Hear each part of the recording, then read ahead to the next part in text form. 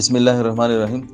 د نن سواد کتونکو دې ټیم کې یو درې اهم خبرونه دي هغه ستاسو سره شریکول غواړو. دوه خبرونه چې دي د هغې تعلق د تحصیل خوازخیلې سره دی چې په هغې کې یو پلار او د هغه زامنو چې دي خپله لور او د دغې زامن چې دی د خور دوی چې دی هغه مړه کړې وه، خو چونکې دوی دا ظاهره کړې وه چې دا چې ده دا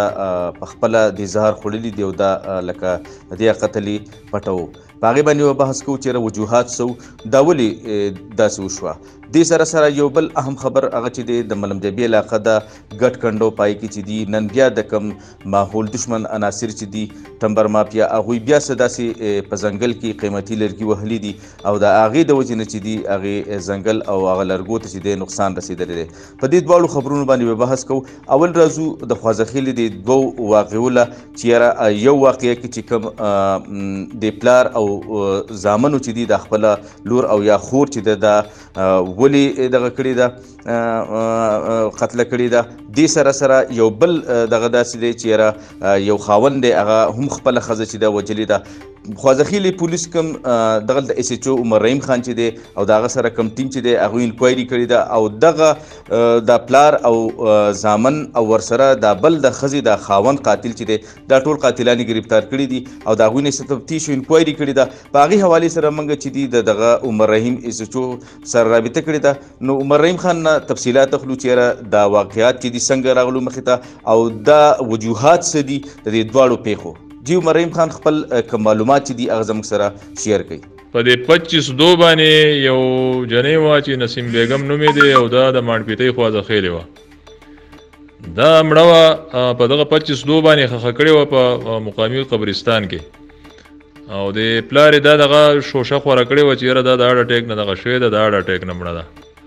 خو چونکې بیا چې مې ګویا داسې وې چې یاره دا جنۍ د غیرت په نوم باندې وجلی شوې ده، زهر هم ورکړی شوي دي او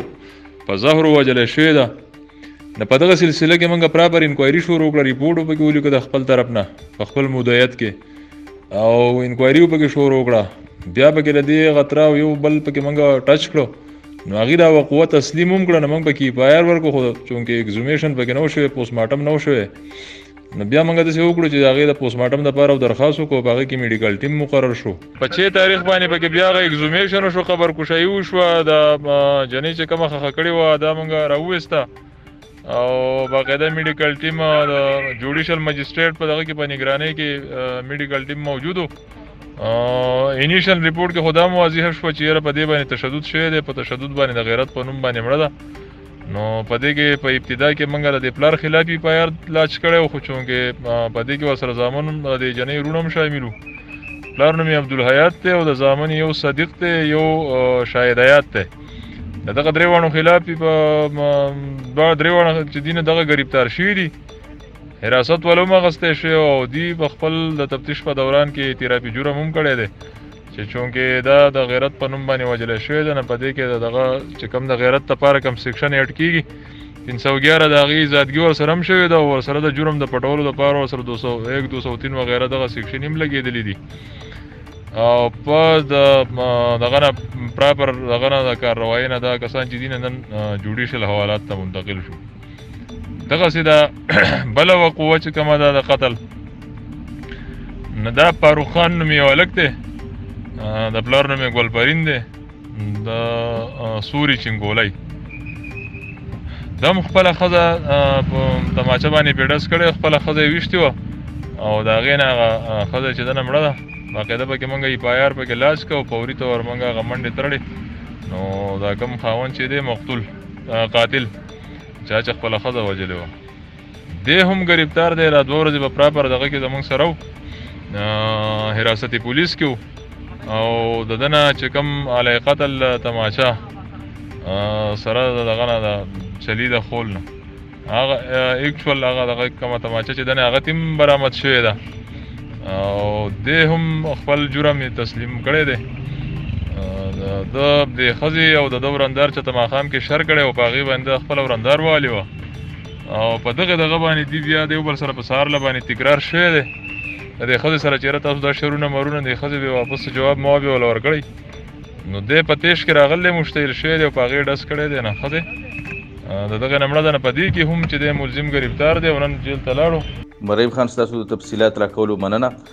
خو کتونکو دی وخت کې دا دویم کم اهم خبر چې دی ملم جبا ګټ کنډو کې کم چې لرګي چې دي کم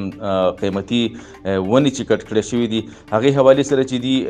کم ډي سی سوات جنید خان چې دی ورسره ډي ایف او سوات هغوی په دې باندې چې دي ایکشن اخیستی دی او د دې خلاف انکوایري هغوی چې دا مقرر کړې ده چې یاره په دې کې څوک هم کم تنان چې په دې کې ملوث دي کم چې ککړ دي د هغې خلاف په باقاعده قانوني کاروی او دغسې تیر ورځ هم په کالام چې کوم بویون علاقه ده په هغې کې هم دغلته کې کوم قیمتي لرګي چې دغه شوي ونې وهلی شوي وي په سوات کې موږ ګورو مسلسل دغسې دغه واقعات روان دي چې د ځنګلې کټ کېږي د قیمتي لرګي کټ کېږي که تاسو ګورئ د سوات ښکلا چې د هغه په درې څیزونو باندې دی او په درې شکل کې دی یو چې دی غرونه دي بل د سوات سیند دی او بل دا ځنګلي دي خو د بدقسمتۍ نه سوات سیند چې دی هغه د باجورو یا د شګو د راویستو د وجې نه سم کنډراتو هغه منظر پیش کوي داسې چې دي زموږ غرونه هم هغه زموږ میداني علاقې ختمې شوي هغه چې دي هغه